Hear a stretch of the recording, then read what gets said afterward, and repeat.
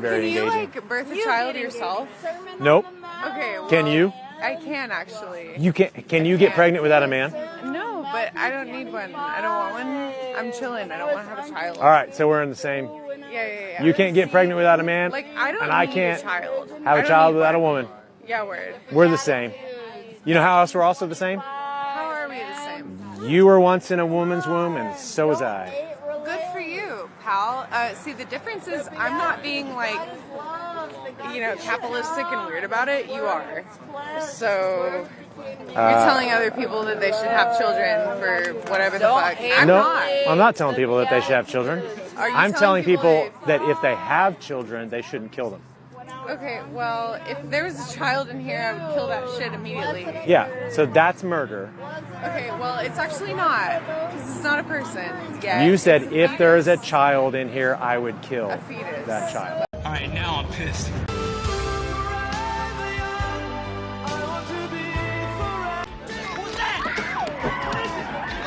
Do a lot. Men created this table, them chairs, they fight in the wars for us. Women choose to be in different, like, easier job titles. Teachers. I'm not saying being a nurse is easy. Teaching's not easy. Teaching's very hard. It's not. It's a very safe, easy job. Men don't really have a choice. They have to do these hard jobs because who else is going to do it? We're not going to actually choose to be an electrician. We're just not. We're just not. I don't know. If you had to choose between being an electrician or being an at-home wife, you're going to be an at-home wife and get taken care of. But I'm just saying, men are providers, so go do that job. Go learn a trade. Go do something, Well, you said that's all they're good for. Yeah, And what are you good for? a lot of things. Like? I'm funny, I'm smart. You haven't demonstrated that yet. Okay, well, that's Neither- your neither of opinion. those qualities I'm a have, musician, they're I funny dance. You The dance? list, yeah, the list goes on and on. What a great quality. You can dance. You know, they say laughter is the best medicine, so at least they're giving us something. In all seriousness, for guys like me and many of you, middle age is right around the corner. Now, I don't mean that it's happening immediately, but time moves fast. Just ask the men who have been around the block a few times. One day you're in your 20s, and then you wake up with a bad back and beefy hands. And with each passing decade, men look back at what brought them to the place, or in my case, places they ended up, understanding that we're all an amalgam of the many choices we've made up to this very moment. For feminism, it's not like that at all. It's a bargain, one where modern women and simps exchange wisdom for manic ignorance.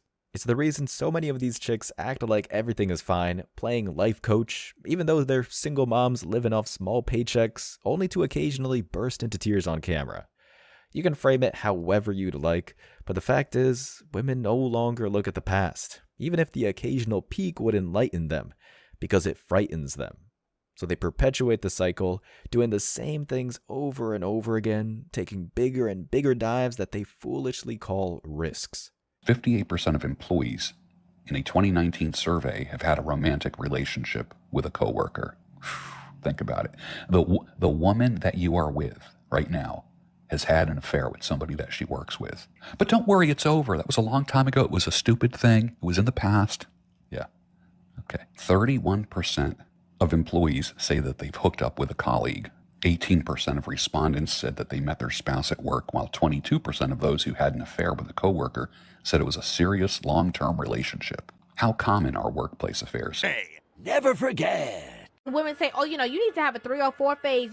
Everybody needs one. You just got to get it out of your system. Why is it in there? Why do you have that desire? Why is it within you? It's not a phase. It's something that clings to you and sticks to you. That 304 phase.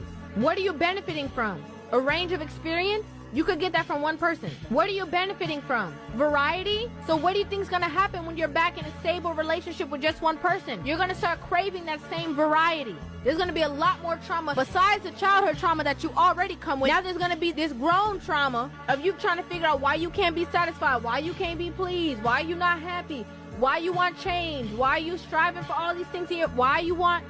It's so sad and so distasteful, especially because you have a lot of women who are just aiding and being the demise of their spouse. If he is down, they want to bring him all the way instead of building up. The only person that's supposed to be built up in a lot of these women's minds is themselves. And if we're being honest, they can't even do that correctly. And why is that? Well, it has to do with the purpose of men and what they have to offer. The value of men is lost on women, and that's why they end up being lost themselves. Men act as a consistent anchor, providing protection and support for those they care about. A lot of chicks make jokes about this dynamic, claiming that the lifestyles of the average male are mundane, saying things like, "Why are you always working? Don't you want a life? You never want to hang out with my friends. You shut them out all the time. I cheated on you because you were never around. I just wanted to have a little fun." I'm sure everyone has an answer to these, but I'll share mine for the sake of argument. We work because we're hardwired that way. That's what it means to provide. I won't encourage your social circle because they make you a bad person. And good. Glad you had your fun because we doubt you'll have any for the foreseeable future. Now, all of these are valid answers to the following statements men see every day. But the thing is, the feminist bargain will act as a firewall. None of these perfectly sensible responses will do anything but ignite rage and projection, with the hive mind cheering them on with every step they take closer to the abyss. Which brings me to my next point. What do you think is the biggest red flag in a woman? Oh, yeah. So, externalizing. So, an externalizer is somebody who's doesn't have an internal locus of control. So, she gets angry. It's not because of anything that's going on inside of her mind. It's that you did this. So, the way that they're going to regulate their own emotion is not by controlling themselves, but by trying to control everything around them. And if you're going to be around them, they're going to be trying to control you. So, like, don't do that. We have to do this. And if you deviate from that, they get all out of sorts because they're in this like perpetual and completely futile quest to make external reality permanently exactly how they want it to be so that they can feel non-anxious or non-angry or whatever. And that's not possible. Bingo what? Bingo, bingo. Is there something I can do? They're my in-laws. I feel like we should... Lou Shrubner. That's your divorce attorney? He's good. She'll be living with me, by the way. Hank. What time does school start in the morning, Hank? What's her teacher's name? Brownie meetings are which night? Soccer? What's her favorite color? Who's her best friend? What does she eat for breakfast? Do you even know her pediatrician's name, his phone number, and you got that on you? I'm not gonna let you punish her for this, okay? She understands. She knows it's not right that her daddy's never home before her bedtime. He's always on his phone on the weekends. She knows that it's not right that her mom is sad all the time. Sad? You're sad? Befriended your old Gore-Tex-wearing college buddy Josh and fucked him. You're so rugged. He's so wise. I don't know why you're not hanging off a mountain with him in a net right now. Want to do something for me? Water the fucking hydrangeas. The American marriage. It's not what it's cracked up to be. Yes, this is a movie clip, and yes, it's not, in itself, real. But this is a pretty mild representation of what happens when men make compromises and decide that a Western woman is better than nothing. The words that they exchange are as real as the price of groceries and as poignant as death. Women, for the last century and slightly beyond, have brought stories like this to court and social clubs, damning the men they chose to date or marry for doing everything they can to put food on the table and clothes on everyone's backs. According to the mainstream media of the West, this is a sign of neglect and a valid reason to get a hefty paycheck. But what they don't tell people is this is the very essence of masculinity. Sacrifice for the greater good, not just for us, but everyone else within a 500-mile radius. To them, the mother marching down and asking questions about the mundane is a heroic stance, which is not only hilarious, but extremely insulting. Allow me the wiggle room to bring a little scenario. Say you had a long day at work at a construction site, you're tired, stressed, and in need of a cold drink and a long night's rest.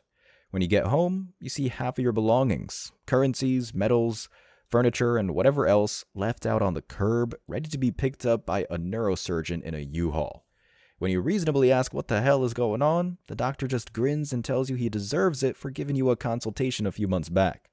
Then when you explain that you already paid him, he just tells you he deserves more, telling you something like, "Do you even know the names of my patients? Do you know how many hours I work a week? Do you know how the student debt I accrued to get to this position?" If you find yourself asking, why the hell does any of this unrelated stuff matter, then I think the message was received. The fact is, it doesn't matter. Why? Because it's the doctor's job, not yours. The same can be applied to the makeup, mani-pedis, and whatever is in the kid's lunchbox. It's not your job. It's hers, but you're being punished for it. And this is where things get a little complicated, and it has to do with men, actually, more specifically, the men that stick around. The definition of a simp is someone who sacrifices individuality, masculinity, and purpose. They kind of fuel the fire to the modern woman culture for sure. To the simp, I'm the final opponent in the video game, playing on expert level with a bad controller. Simps reward disrespectful behavior. The problem with simps is that they will forego their value system, their testosterone, their manhood, their creativity, their uniqueness, just for the chance to get close to some yams or some complex carbohydrates. Stop fooling around, you simp. How many people who are in your industry who have children, whose children are proud of them, that they share their wife around or vice versa? Go to church on Sunday, do your praying, be your slave, and let's carry on. Because I'm tired, I'm jet lagged, I've got a headache.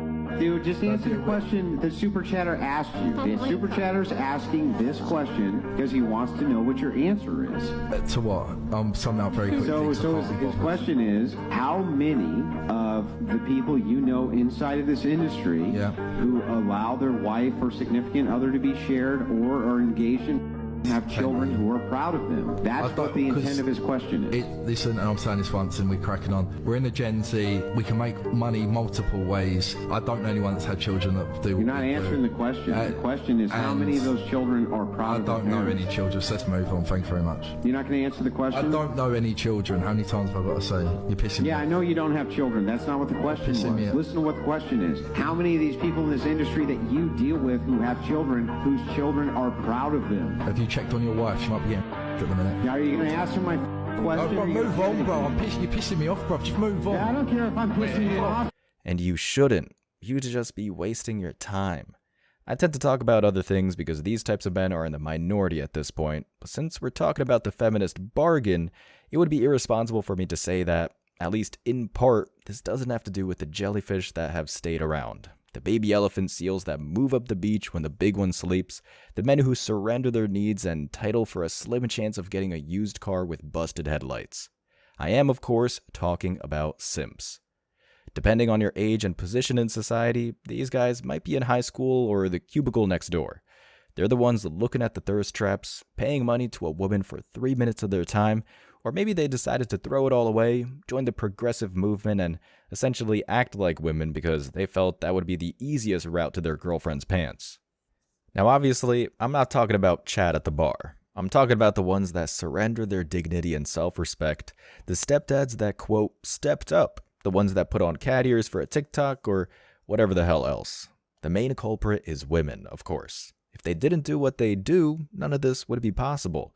However, it's impossible to note that simps have been there every step of the way, encouraging female voting rights, to passing legislation that leveled the workforce, to throwing down the gravel and representing women in a case that would give them most of a man's livelihood. It's why I often say real men in these videos, because that's who I'm referring to. We don't claim the ones that never woke up by choice. Perhaps the only silver lining in all of this is that the guys that threw away the man card and the women that support it often suffer the same fate: loneliness. 70-something% of trainers sleep with their clients. So it's a very 70%? 70%. You know, the only thing that's higher in infidelity is hospitals. You're going to have an opportunity. And the difference between you being a decent, okay trainer and a very successful one is, can you resist the temptation to sleep with your clients? Because it's going to come your way. And it's going to be tempting because they're going to be good looking and successful and all the things. And you're going to want to. And in the back of your head, you're going to think, oh, this exception. It's and then that's the beginning of the end for you. You'll never be that successful if you do that. Why won't they ever be as successful? Best clients, they're not looking for that. They're looking for someone who's intelligent, that's professional, that's going to help.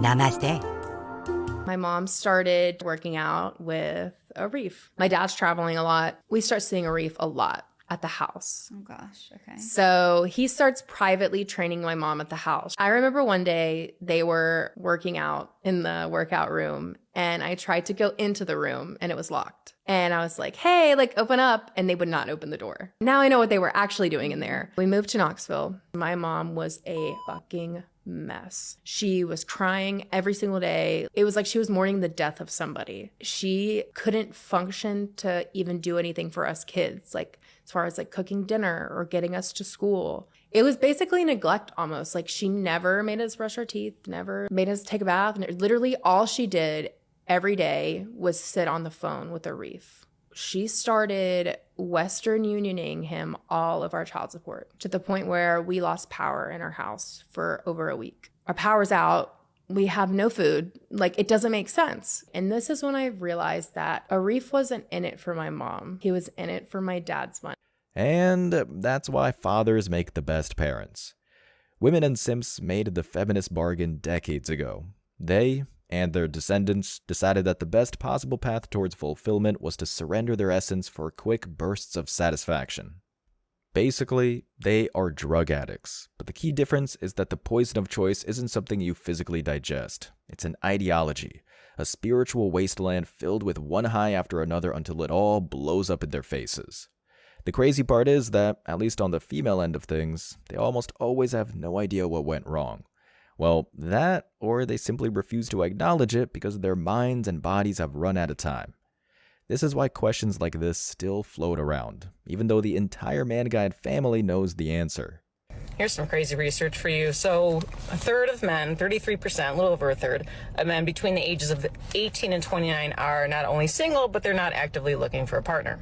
The same study said that by the year 2030, that 45% of women between the ages of 20 and 45 will be single.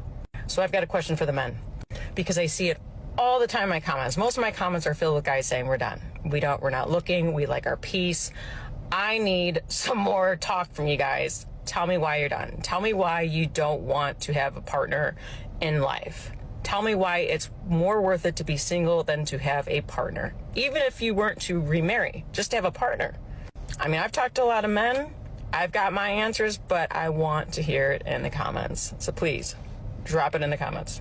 Well, here's your answer. Women don't realize the reality. Like, women have a really hard time seeing reality. The reality is, the way society has always worked is men go out every day. They sacrifice spending time with their children. They sacrifice living a peaceful, relaxing life so that they can go out and provide for their family, so their wife can stay home and relax.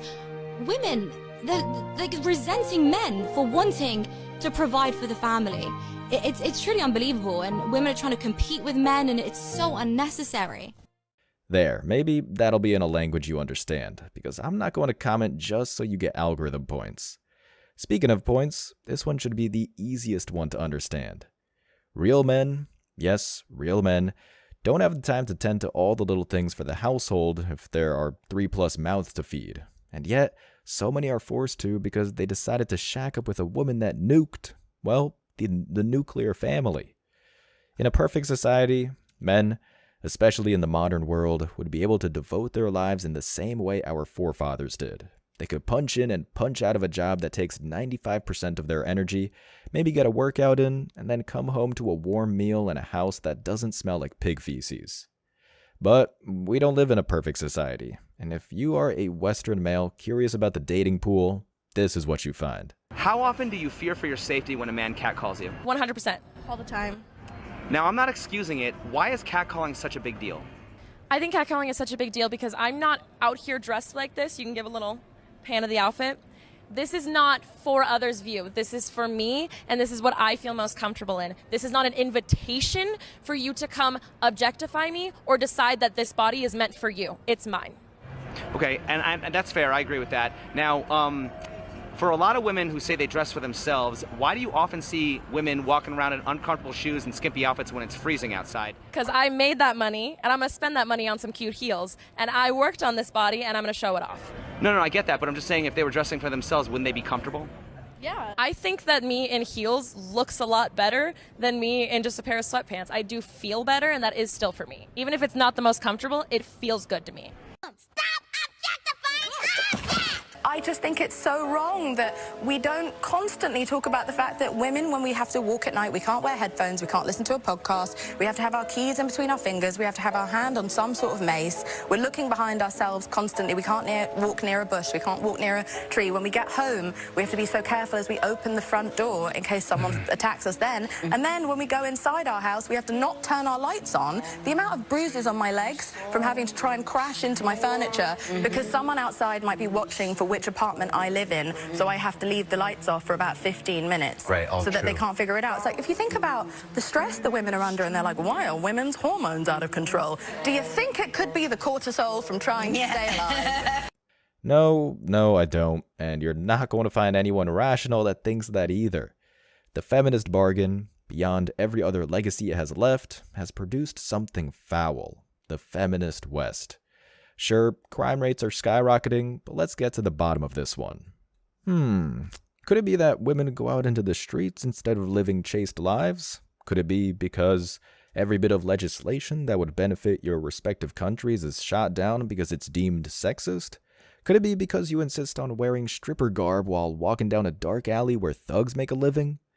I'm gonna go out on a limb here and say all of the above. Call me crazy, but I think that's the answer to all three. Moreover, the absence of good men is the very reason this is the problem to begin with. What I mean by this is that by not allowing men to be men without crazy consequences, such as suing a guy for saving you from drowning, you've effectively stripped yourself of the protection you crave. Now, this is the reality, and the fact is, it was your choice. There's a coldness that you have to accept when you're a man. Only women, children, and dogs are loved unconditionally. Women, children, and dogs are loved unconditionally. A man is only loved under the condition that he provides some. Knock that off, you two. It's time for church.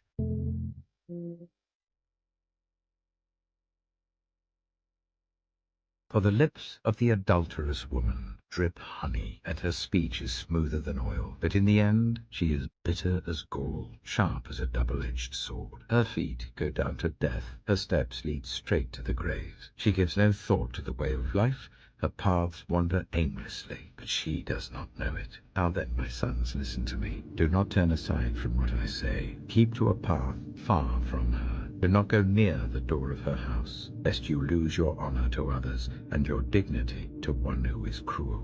Share this with a friend to spread the word of God. Now, I don't care what faith you practice, that's no business of mine. But that doesn't make the message less true or less relevant. In fact, it's probably one of the most relevant and true statements one can make at a time like this. Men, if you got to this point, it's pretty obvious you're not a simp. That part is a given. So what's left?